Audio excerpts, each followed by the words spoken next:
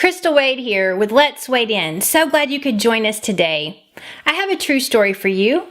When I was little, I used to love my grandmother's backyard. She had beautiful grass, the kind that keeps bugs away, so it was fun to run through it in your bare feet.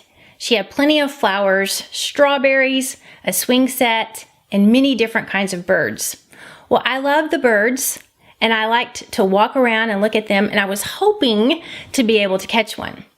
So one day she told me, if you can pour salt on the bird's tail, then you can catch the bird. So I thought, well, there you go. I can catch a bird. So I prowled very earnestly through the yard trying to catch a bird. Many salt shakers, many tries, no bird. So sad. And I wondered to myself then, why do adults answer us in these different kinds of ways? Why do they say random things like this to us as children? One day I had a preteen ask me a question and he said, why do adults answer children with silly answers? And I would add to this, not just adults, but sometimes people answer other people with silly answers. And there are a few reasons why, and I'd like to talk with you about that today, and then what you can do when you need an answer. So one of the reasons why adults or people answer children, many times children or talkative people, with silly kind of answers is because adults or people that are busy have many different things going on in their lives, and it takes brain power to work through logistics, to deal with your own jobs in your own day, plus any trouble that you're going through nobody knows about, and concerns and cares for other people. There's just so much coming at us all day that it's just a lot to go through.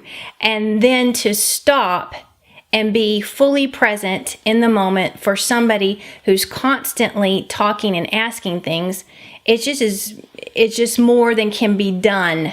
It's like a train is on a track and they have to jump tracks many times to be able to answer these questions. A lot of times children, when they start talking, or then people that naturally have the ability from God to talk a lot, as they are doing so, it's just a lot of talking. And so the person who's answering doesn't know if this is a serious question. They don't know. They have a lot going on and they don't know if it's really something that needs to be answered. And so they'll just pop off with a silly answer. Another reason that adults or people may answer children mainly with silly answers is because they think it doesn't matter, that the child won't remember.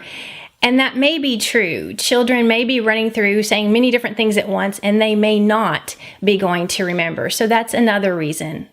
And here's the final reason. It takes work on the part of an adult or a person to answer a question. I'm serious. It really does take work. The brain goes through many different cycles to connect all the dots and bring forth the knowledge and the application to answer whichever question. They may have to go through logistics. They may have to go through memory. There are many different parts of the brain that they have to access. They have to be fully present. They have to be focused. It takes a lot of mental and emotional and sometimes even spiritual and physical work to answer that question.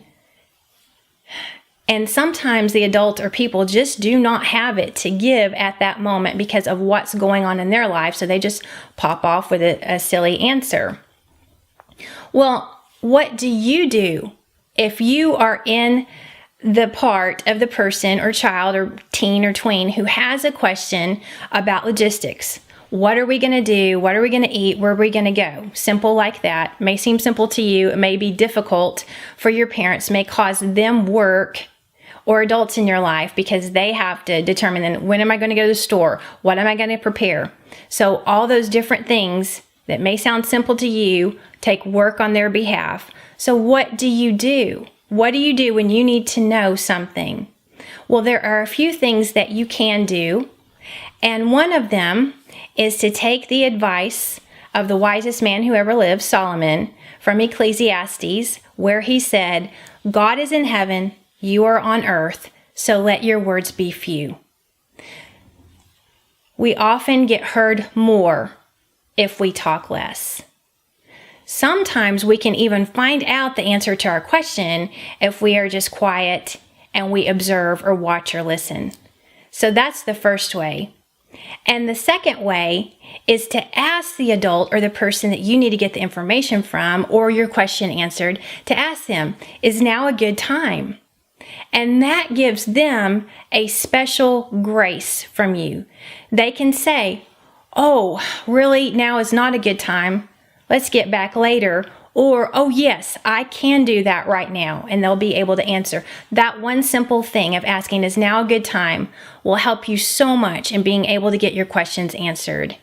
And the third is, if your question is not getting answered, or if it's not getting answered satisfactorily to you, if you feel like there's something in here that is beyond the answer, then go to your Heavenly Father.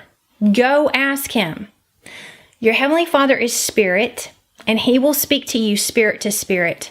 So that means that you can't have a lot of noise around you. You can't have all the stereos and everything blaring and expect to hear from Him right then. You're going to have to get things quiet. Now, you can be in motion. You can be moving. You can do that. But the noise has to be shut out. Go to your Father. Ask Him. Listen with your spirit. If you don't hear anything from Him directly right then, you may, and you may not hear from Him right that moment, then He will answer you in another way.